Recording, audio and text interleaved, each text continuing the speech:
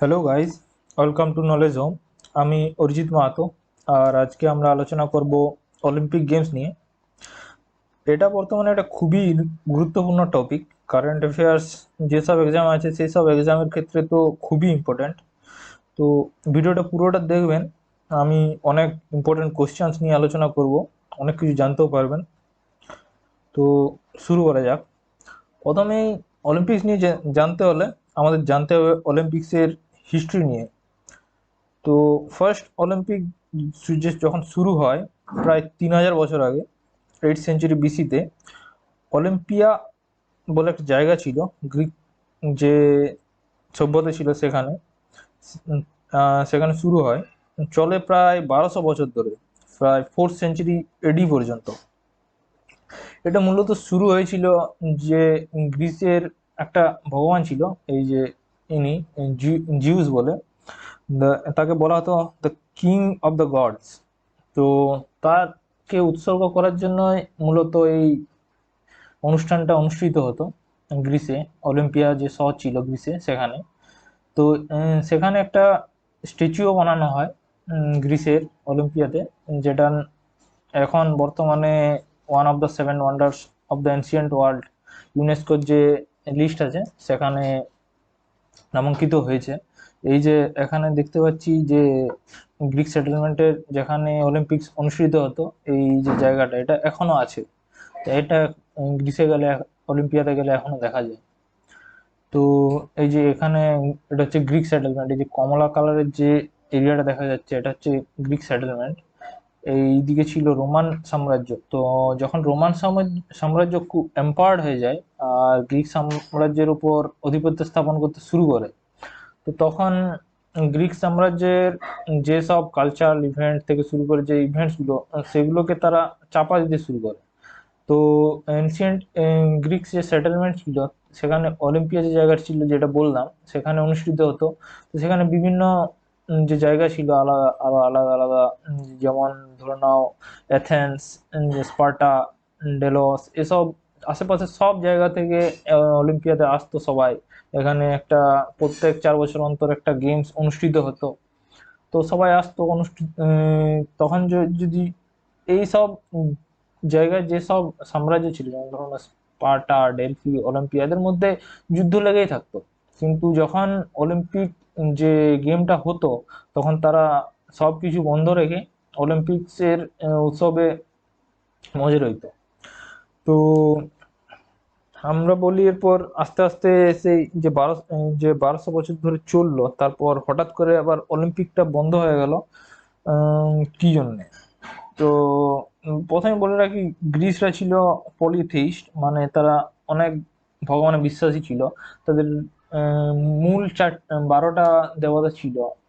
12টার মধ্যে জিউস হচ্ছে একটা। আর রোমানরা ছিল মনোথেইস্ট, যে খ্রিস্ট ধর্মে বিশ্বাসী। তারা বিশ্বাস করতো যে ভগবান একটাই। তো তাদের মধ্যে একটা কালচারাল কনফ্লিক্ট ছিল।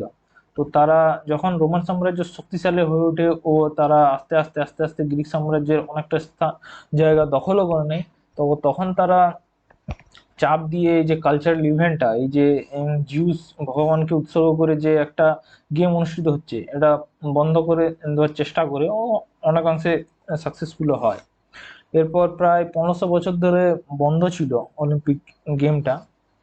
আর 1890 খ্রিস্টাব্দের দিকে এক ফ্রেঞ্চ হিস্টোরিয়ান ছিলেন, যার নাম হচ্ছেন পিয়ের দি কুবেতিয়ান। এই যে ইনি ভদ্রলোক, ইনি দেখেন যে তৎকালীন সময়ে খেলাধুলার একটা পরিবেশ সেটাও শেষ হয়ে যাচ্ছে। তখন ইন্ডাস্ট্রিয়াল রেভলিউশন চলছে। তো মানুষের মধ্যে হেলথের নানা ইস্যু হচ্ছে। এই মানুষ খেলাধুলা, শরীরচর্চা এসব দিক থেকে দূরে দূরে সরে যাচ্ছে। তো তখন আর যে বিভিন্ন যে দেশগুলোর মধ্যে টেনশনও শুরু হয়ে গেছিল। তো যাতে চারদিকে একটা খেলাধুলার পরিবেশ ও একটা বিশ্বভাতৃত্বের যদি পরিবেশ শুরু হয়, তার জন্য তিনি ওই অলিম্পিক্সের মতো করে একটা গেমস চালু করার ভাবনা নিয়ে বসেন। ও সেই ভাবনাকে সফল করার উদ্দেশ্যে 1894 খ্রিস্টাব্দে আইওসি, ইন্টারন্যাশনাল অলিম্পিক কমিটি এর স্থাপনাও করেন। আর 1896 ফার্স্ট মডার্ন অলিম্পিক গেমস শুরুও করে দেন। তো এটাই বর্তমানে ফার্স্ট মডার্ন অলিম্পিক হিসেবে পরিচিত। তো প্রথমেই বলে রাখি, এই মডার্ন অলিম্পিক্স আর এনসিয়েন্ট অলিম্পিক্সের মধ্যে অনেক ফারাক আছে। তার মধ্যে একটা হচ্ছে যে প্রথম এনসিয়েন্ট অলিম্পিক্সে কিন্তু মেয়েরা অংশগ্রহণ করতো না, কিন্তু মডার্ন অলিম্পিক্সে মেয়েদের অংশগ্রহণ করতে শুরু করে। ও ফার্স্ট যে ওমেন চ্যাম্পিয়ন ছিলেন, ফার্স্ট যে মডার্ন অলিম্পিক্স হয় তার তার নাম হলেন এই হেলেন দি পোর্তেলিস। ইনি সুইজারল্যান্ডের এক বাসিন্দা ছিলেন।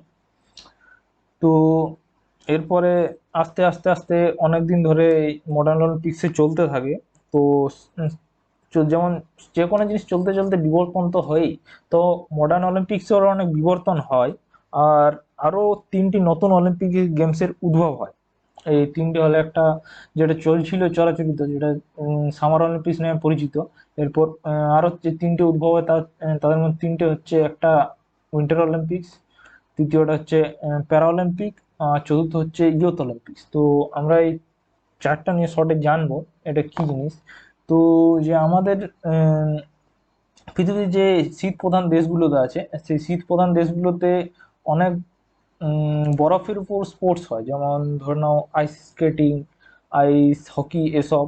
তো এগুলো তো যে গ্রীষ্মপ্রধান দেশে যেসব গেমস হয় সেখানে তো চালানো যাবে না সব সময়। যখন সামার গেমস হয় তখন তো এইসব আইস হকি ফাইস হকি খেলা যাবে না।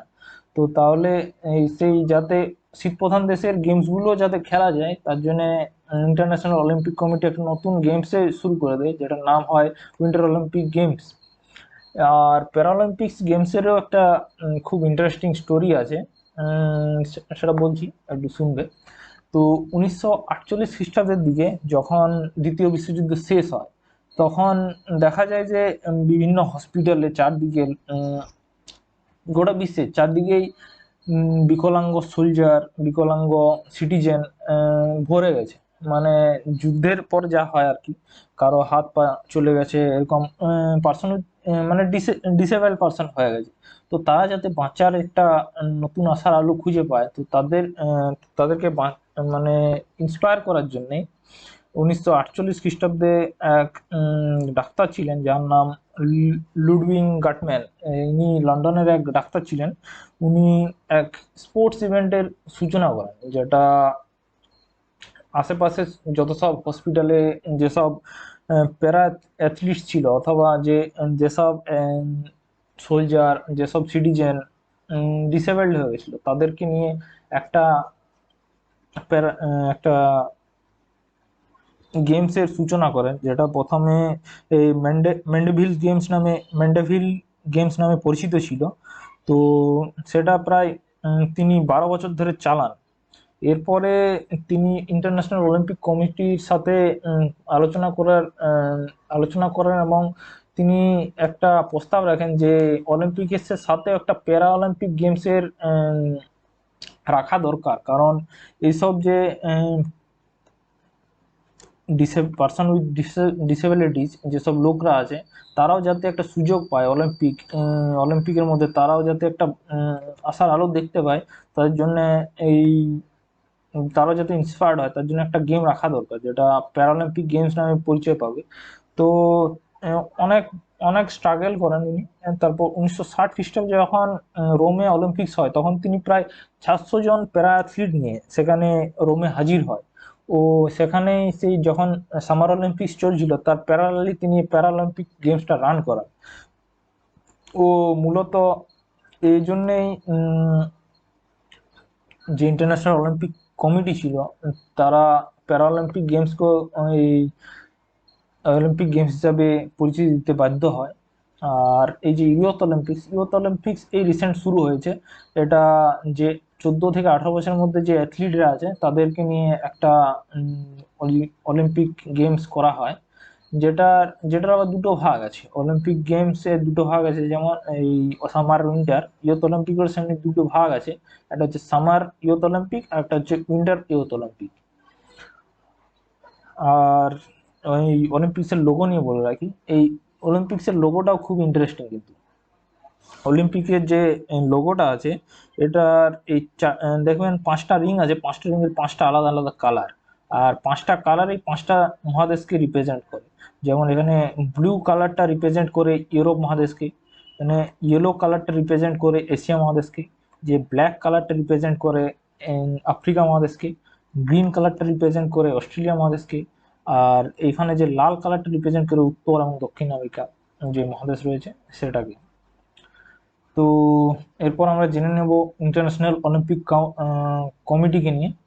তো যেটা বললাম, এটা ফরমেশন হয়েছিল 1994 খ্রিস্টাব্দে 23 জুন, প্রায় 127 বছর আগে। আর এটার হেডকোয়ার্টার হচ্ছে লাউসানে, সুইজারল্যান্ড, যেখানে প্রায় 105 জন অ্যাক্টিভ মেম্বার আছে, 45 জন অনারারি মেম্বার, আর একটা যে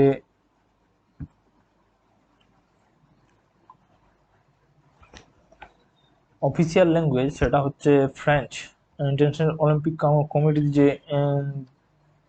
অফিসিয়াল ল্যাঙ্গুয়েজ সেটা হচ্ছে ফ্রেঞ্চ, ইংলিশ, এবং যে যখন যেখানে অলিম্পিক অনুষ্ঠিত হয় সেখানে যে ল্যাঙ্গুয়েজ, কান্ট্রি ল্যাঙ্গুয়েজ, সেটাকে ধরা হয়।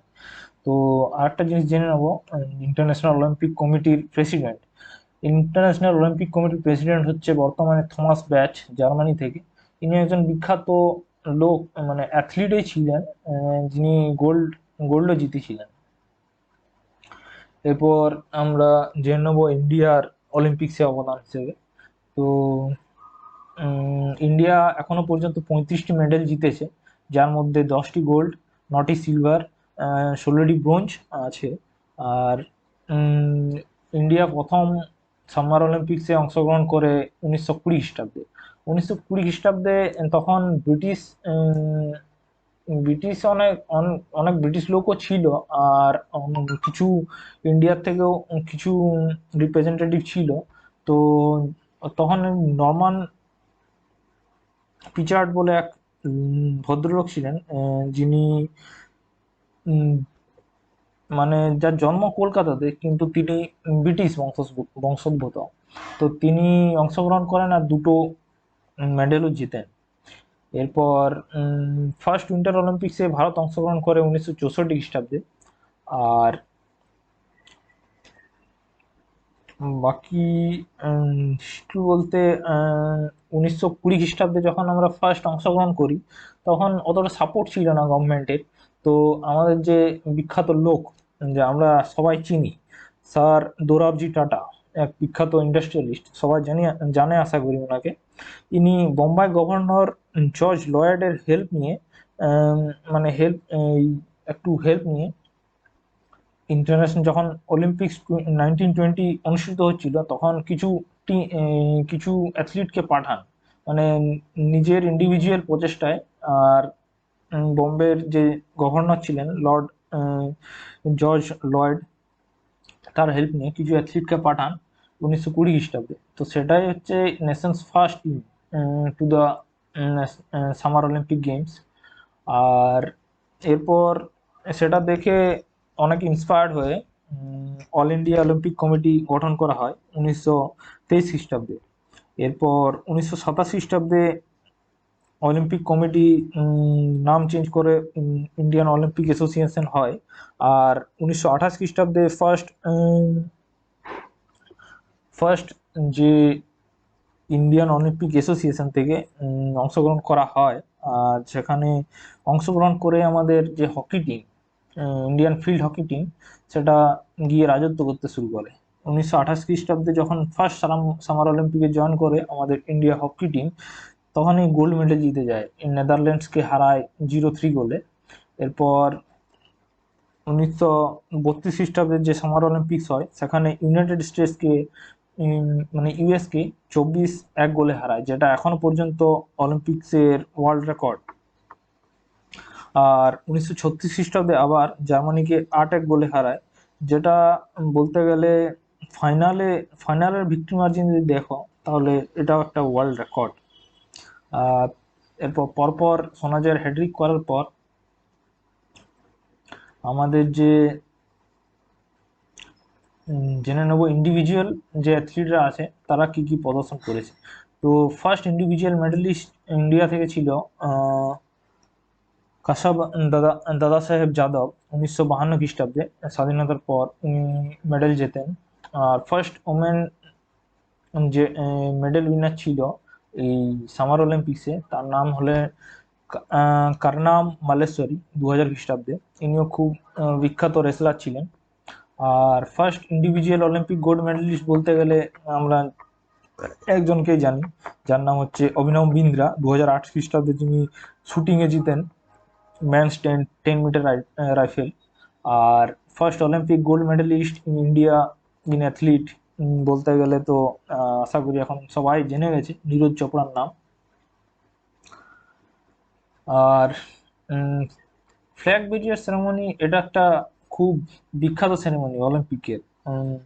এখানে কি হয়, প্রত্যেক দেশের প্রতিযোগীরা নিজেদের পতাকা নিয়ে অলিম্পিক স্টেডিয়ামে প্রদক্ষিণ করে। তো এটা খুব একটা সম্মানজনক ব্যাপার। তো ফার্স্ট যে মানে ইন্ডিপেন্ডেন্সের আগে যে ফার্স্ট যে ফ্ল্যাগ বিয়ারার ছিলেন তার নাম হচ্ছে পূর্ণা ব্যানার্জি। আর ইন্ডিপেন্ডেন্টের পরে যে ফার্স্ট ছিলেন তার নাম ছিল তালিমারান আও, উনি একজন বিখ্যাত ফুটবলার ছিলেন। আর ফিমেল যে ছিলেন ফার্স্ট তার নাম হচ্ছে সাইলিয়া ব্রাম উইলসন, ইনিও একজন খুব বিখ্যাত অ্যাথলিট ছিলেন। আর সামার অলিম্পিক্সের হলো এই কথাটা। আর সেকেন্ড হচ্ছে উইন্টার অলিম্পিক্স। উইন্টার অলিম্পিক্সে ফার্স্ট ফ্ল্যাগ বেরিয়েছিলেন মেয়ে কিশোর রাতনা, যিনি যেমন বিখ্যাত স্কেটার ছিলেন। আর ফিমেল বলতে আছে নেহা আহুজা, যে রিসেন্ট 2006 খ্রিস্টাব্দে। এরপর জেনে নেব আমরা 32nd যে সামার অলিম্পিক্স, যেটা টোকিও অলিম্পিক্স হিসেবে পরিচিত, তার কিছু ডিটেলস। এটা 2013 খ্রিস্টাব্দে আর্জেন্টিনার বুয়েনোস আইরেসে যে আইওসির যে মিটিং হয়, সেখানে ঠিক করা হয় যে টোকিওতে 2020-তে অলিম্পিকটা অনুষ্ঠিত করা হবে। তো এখানে একটা ইম্পর্টেন্ট জিনিস জেনে নেওয়া দরকার, যে ইন্টারন্যাশনাল অলিম্পিক কমিটি কোনোদিনও কোনো দেশকে বলে না যে তুমি একটা অলিম্পিক গেমস অনুষ্ঠিত করো। তারা সবসময় একটা দায়িত্ব দেয় কোনো একটা সিটিকে, যে সিটিতে যে লোকাল অথরিটি আছে, যেমন ধরে নাও কলকাতাতে লোকাল অথরিটি আছে আমাদের কলকাতা মিউনিসিপ্যাল কর্পোরেশন, তো তাকে দায়িত্ব দেবে যে তুমি অনুষ্ঠিত করবে এই এত সালের অলিম্পিকটা তোমার শহরে, শহরের বাইরেও যাবে না, তোমার শহরের মধ্যে অনুষ্ঠিত করতে হবে। তো তেমনি এই আইওসি আইওসি টোকিও যে শহরটা আছে জাপানে, তাকে দায়িত্ব দিয়েছিল। হ্যাঁ, এরপর আলাদা কথা যে সেন্ট্রাল গভর্নমেন্ট স্টেট গভর্নমেন্ট থেকে হেল্প পাবে, ওদের হেল্প ছাড়া কোনো কিছু পসিবল না যদিও, তো হেল্প পাবে, কিন্তু মূল যে দায়িত্বটা থাকবে সেটা থাকবে লোকাল অথরিটির উপর। তো এরপর হচ্ছে অলিম্পিকের মোটোটা জেনে নেবো আমরা। অলিম্পিকের মোটোটা হচ্ছে ইউনাইটেড বাই ইমোশন। আর এখানে 205টা দেশ অংশগ্রহণ করেছিল, তার মধ্যে একটা এক্সট্রা টিমও ছিল যেটা হচ্ছে ইউওআর টিম। এটা এটা একটা খুব ইন্টারেস্টিং টিম। যেন আমরা যা জানি রেফিউজি যে সমস্যা আছে দেশে, এই দেশে বলছি যে আমাদের বিশ্বে, সেই রেফিউজিদের রিপ্রেজেন্টেটিভ হিসেবে এই ইউআর টিম অংশগ্রহণ করেছে। তো যে টোটাল যজন অ্যাথলিট টোকিও অলিম্পিক্সে অংশগ্রহণ করেছিল তার সংখ্যা হচ্ছে 11,090। আর টোটাল যে 339টা ইভেন্ট হয়েছিল 33টা স্পোর্টসে।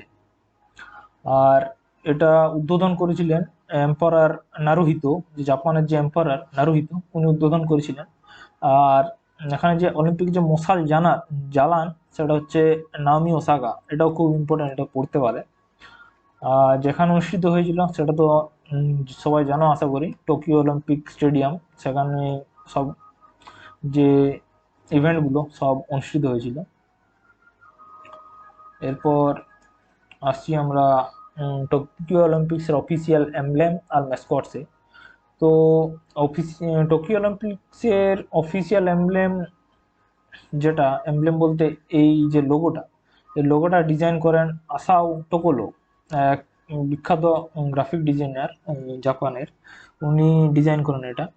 আর যে এই অলিম্পিকের ম্যাসকট, এই যে ম্যাসকট দুটো দেখতে পাচ্ছি, এই ম্যাসকট দুটোর নাম হচ্ছে, এই লেফটেরটার নাম হচ্ছে মিরাইতোয়া, আর রাইট হেডটার নাম হচ্ছে সোমাইতি। এই দুটোই ডিজাইন করেন এক বিখ্যাত জাপানিজ আর্টিস্ট রায়ো তানিগুচি। তো রায়ো তানিগুচি যখন নাম দেই এই অলিম্পিকের ম্যাসকটটা মিরাই তোয়া। তো মিরাই তোয়ার একটা মিনিং আছে, যেটা হচ্ছে জাপানিজ ওয়ার্ড মিরাই। মিরাই মানে হচ্ছে ফিউচার, আর তোয়া তোয়া মানে হচ্ছে ইটার্নিটি। তো এটাই। আর এটা বলে রাখি যে লেফটের ম্যাসকটটা হচ্ছে এই সামার অলিম্পিক্স যেটা 2020 তার ম্যাসকট। আর রাইটে যেটা আছে এটা এই সময়তি, এটা হচ্ছে 2020 প্যারা অলিম্পিক্সের ম্যাসকট।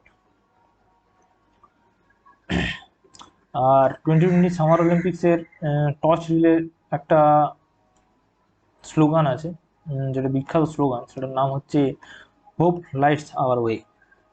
আর যে ভিক্টরি সেরেমনিটা হয়, সেই ভিক্টরি সেরেমনির যে মিউজিকটা কম্পোজ করেন জাপানের এক বিখ্যাত মিউজিক আর্টিস্ট, যার নাম হচ্ছে নাওকি সাতো। এটাও ইম্পর্টেন্ট পড়তে পারে। এরপর জেনে নেবো যে ইভেন্টস আর স্পোর্টস নিয়ে।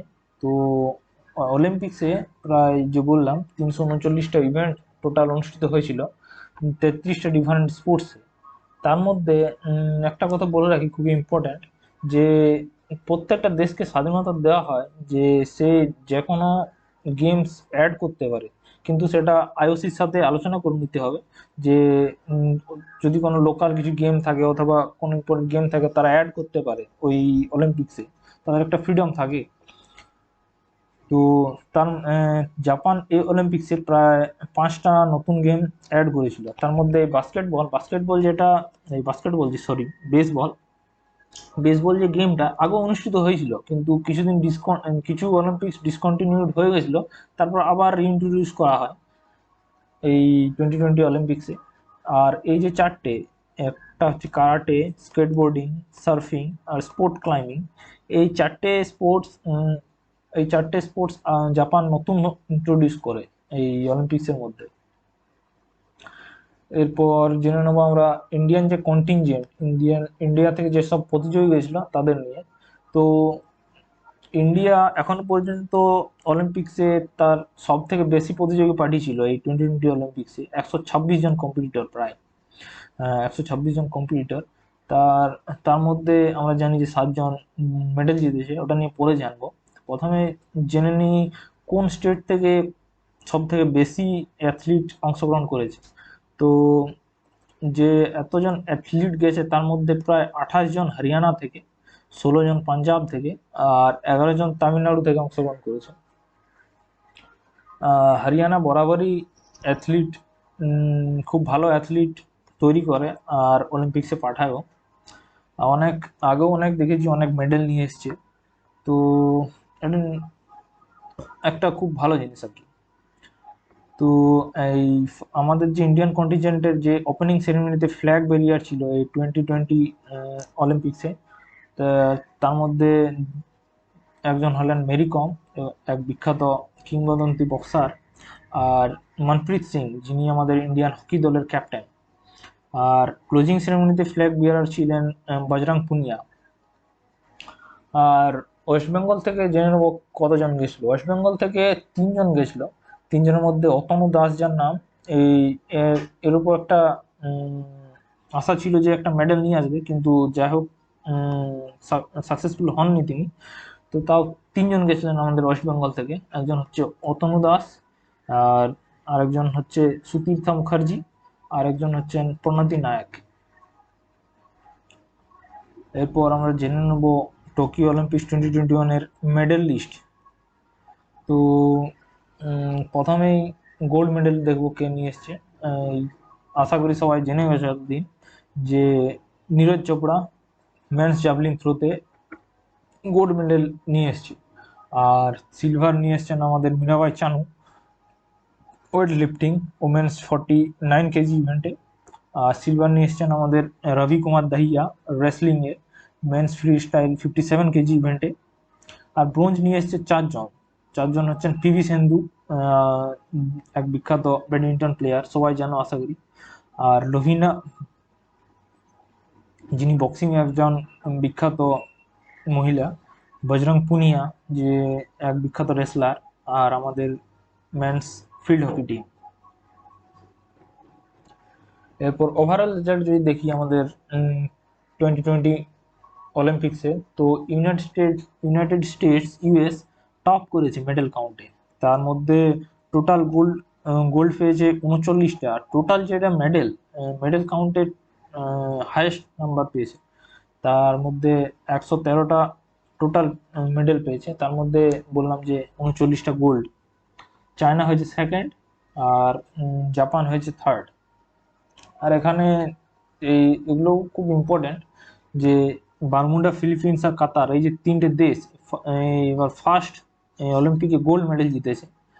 আর ফাসো, সান মারিনো আর তুর্কমেনিস্তান, এই যে তিনটে দেশ, এটা তাদের এখনো পর্যন্ত ফার্স্ট অলিম্পিক মেডেল। মানে তারা এর আগে অলিম্পিক মেডেল কোনোদিন জেতেনি, ফার্স্ট জিতলো। আর এই যে বললাম অলিম্পিক ইন্ডিয়া টোটাল 7টা মেডেল জিতেছে। 7টা মেডেল জিতে ইন্ডিয়া 48তম স্থান অধিকার করেছে। আর এটা বর্তমানে ইন্ডিয়ার সব থেকে ভালো ফল। অলিম্পিক্স যতগুলো অলিম্পিক্স হয়েছে তার মধ্যে এটা এখনো পর্যন্ত সব থেকে ভালো ফল। আর নেক্সট অলিম্পিক ইভেন্ট যেটা অনুষ্ঠিত হবে সেটা 2024 প্যারিস, ফ্রান্সে। এরপর জেনে নেব নেক্সট অলিম্পিক যে ইভেন্ট আর স্পোর্টস যেগুলো হবে সেগুলো কোথায় কোথায় হবে এবং কত সালে হবে। তো প্রথমে বলে রাখি সামার প্যারালিম্পিক্স যেটা বললাম, যেটা সামার অলিম্পিক্স হয় তার কিছুদিন পরে প্যারালিম্পিক্স অনুষ্ঠিত করতে হয়। যে জায়গায় হয় সেই জায়গাতেই অনুষ্ঠিত করতে হয়। তো তাহলে যে সামার প্যারালিম্পিক্স সেটা অনুষ্ঠিত হবে এই 2021-এ টোকিওতে।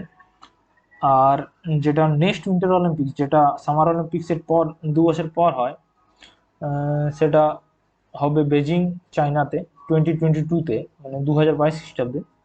আর নেক্সট যে সামার ইয়ুথ অলিম্পিক গেমস সেটা হবে 2026-এ ঢাকার, সেনেগালে।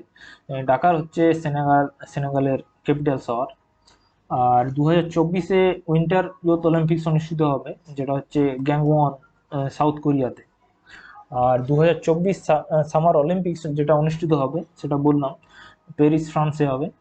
আর 2028-এর যে সামার অলিম্পিক্স সেটা অনুষ্ঠিত হবে লস অ্যাঞ্জেলেস, ক্যালিফোর্নিয়া, ইউনাইটেড স্টেটসে। আর 2032-এর যে সামার অলিম্পিক্স এটা রিসেন্ট আইওসি থেকে ডিক্লেয়ার করলো, যেটা অনুষ্ঠিত হবে ব্রিসবেন, কুইন্সল্যান্ড, অস্ট্রেলিয়াতে। তো এতটাই পর্যন্ত।